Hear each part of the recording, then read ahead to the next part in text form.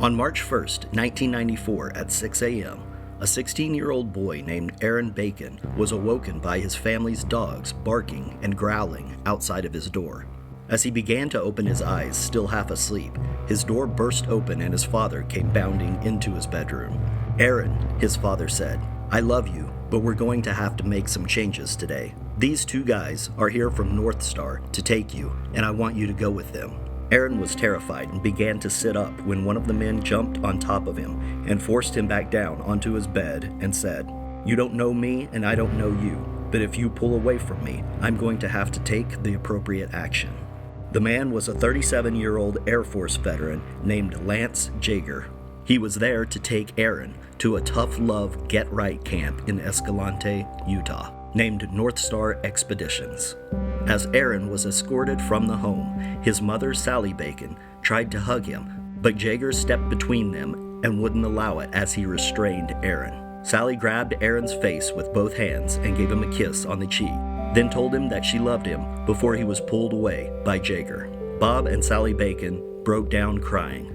They didn't know it at the time, but it was the last time they would see their son alive.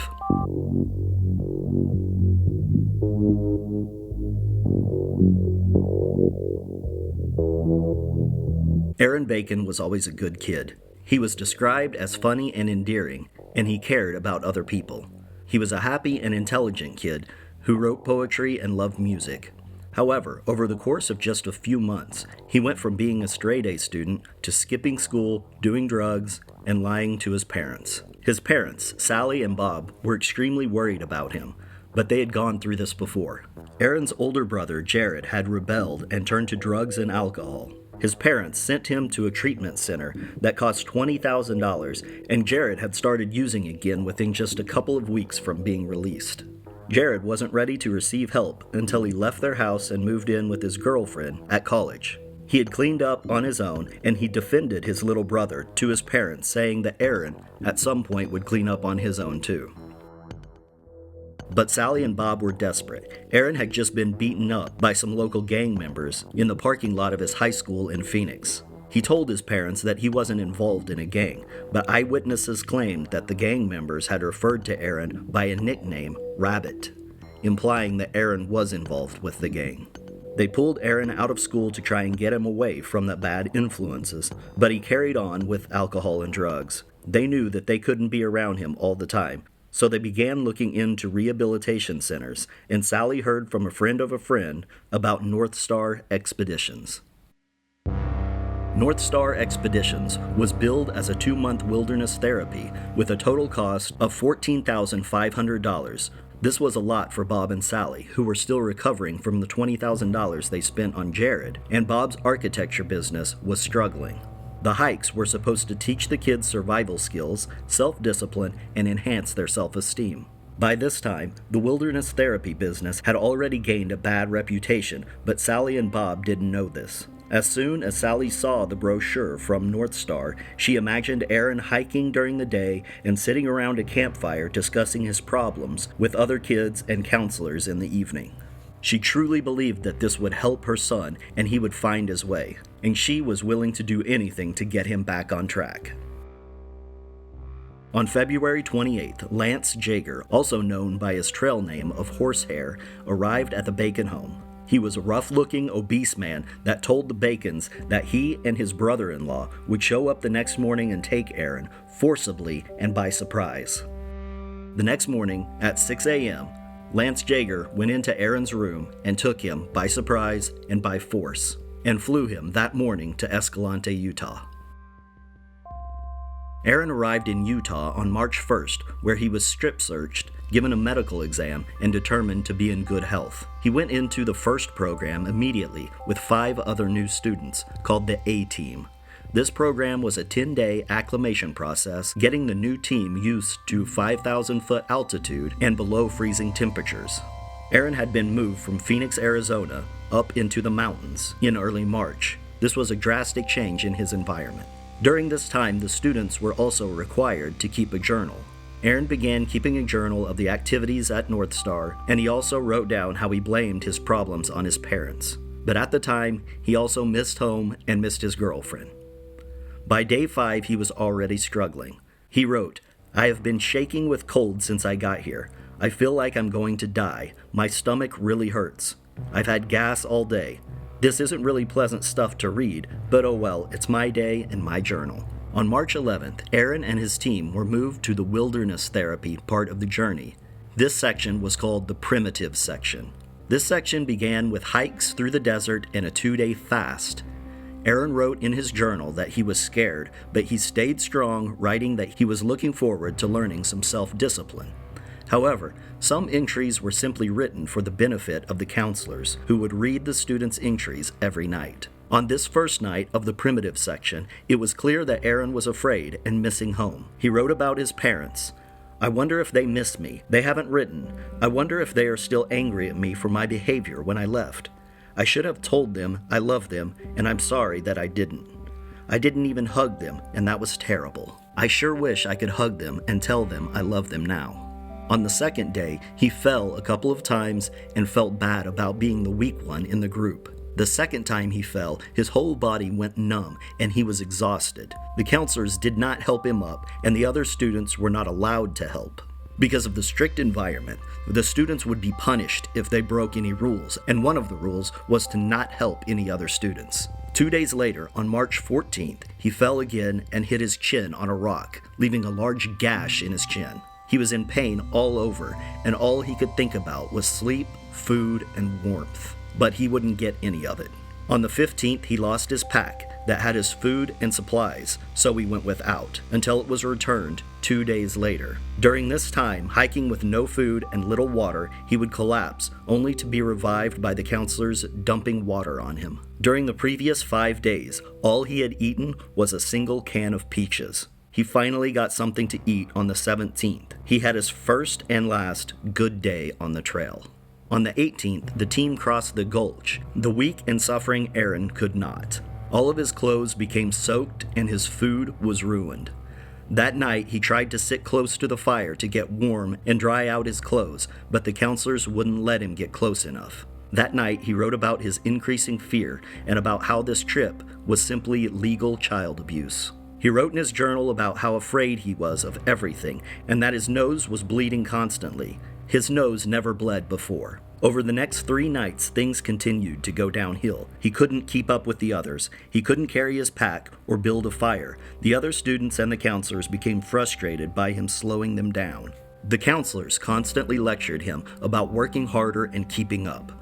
They labeled him gay, then ridiculed him for it. The counselors decided to punish him for slowing them down, so they took away his sleeping bag, while the group slept near each other in sleeping bags and under a tarp to keep them warm. Aaron was forced to stay out by himself without a sleeping bag. He was out in the elements 2 nights in below freezing temperatures, down to 25 degrees Fahrenheit. On March 21st, he lost total control of his bowels. As he hiked throughout the day, he could not control himself, and this was after wetting himself 3 nights in a row. He soiled his pants and wrote that he couldn't even feel it coming. It just happened, and the other students laughed at him. He was starving, cold, and in constant pain. The counselors called him a faker. On March 22nd, he wrote about how he missed his family and about how his body felt dead, and about how he could no longer eat the trail food because his stomach hurt so bad. His handwriting was now becoming erratic and barely legible, with many misspellings. This was a sign of delirium. This was also the last time that Aaron wrote in the journal, but the horrible journey continued. On the 22nd, they climbed a 7,000-foot peak, but Aaron left his pack below. Again, because Aaron left his pack, he didn't have his sleeping bag or any food. The counselors didn't give him either. During those 2 nights on the 7,000-foot peak, Aaron had no food and no sleeping bag as temperatures dropped to 22 degrees Fahrenheit. On their return to camp on the 25th, Aaron was unable to retrieve his backpack, so the other students did. The other students carried his backpack, and when Aaron collapsed, they carried him. Aaron got sick and vomited on Craig Fisher, the counselor that was giving him the hardest time. On March 25th, co-owners Lance Jaeger and Bill Henry arrived at the group camp to evaluate how the group was doing. Jaeger was a trained emergency medical technician and could have evaluated Aaron's condition. Instead, he lectured Aaron on being lazy and how faking being sick to get out of work was evil. They also took his metal cup that he used for drink and soup. If he couldn't keep it clean, he didn't deserve it, they said. On March 26th, all he had to eat was a prickly pear cactus and pine needle tea. They continued hiking on through the Escalante River Canyon, with Aaron struggling and the counselors ridiculing him. On March 29th, he was given rice and lentils and described by the other students as looking bulimic, weak, and brittle, like a skeleton, like an old man, and like he was from Auschwitz or Ethiopia. On March 30th, Georgette Costigan, a North Star staff member trained in emergency medicine, was called in to check on Aaron's condition. However, prior to her arrival, she had been tipped off that Aaron was faking. When she arrived to evaluate Aaron, she performed little, if any, medical checks, gave him a piece of cheese, and sent him on his way. That evening, a counselor from a different North Star camp arrived with Aaron's backpack. He had found it out on the trail and brought it back to him. This counselor was Mike Hill, a 20-year-old drifter who had been offered a counselor's position. He had met Aaron during the acclimation phase, and the two had become friends. Even with no medical training, Mike could see that Aaron was in poor condition. He later described Aaron as anorexic-looking and constantly moaning. Hill dropped off the pack and went back to his camp, worried about Aaron.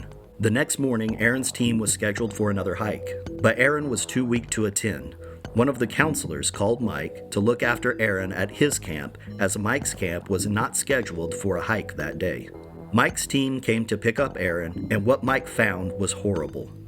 Aaron was sitting in a latrine, barely conscious, as a counselor mocked him by imitating how Aaron had collapsed into the latrine. Mike demanded to know what was going on, and the counselor said that Aaron was starving himself because he wanted to die. Mike and one of his students carried Aaron to a tree and laid him down in the shade. Mike asked Aaron if he wanted to die. Aaron at this point had nearly lost his hearing and didn't understand what Mike had asked. Mike repeated, "Are you doing this because you want to die?"